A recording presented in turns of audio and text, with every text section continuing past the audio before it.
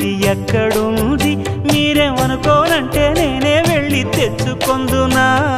ఓహో వాటం మహా జోరుగుంది పోనీ పాపం అంటే నీవో మాటం రెచ్చిపోయినా అంటే కాదన్నట్ట అవునన్నట్ట తేల్చకుండా అట్ట నవ్వుతుంటే ఎట్టగమ్మా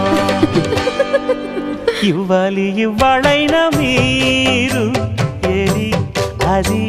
అమ్మాయి గారు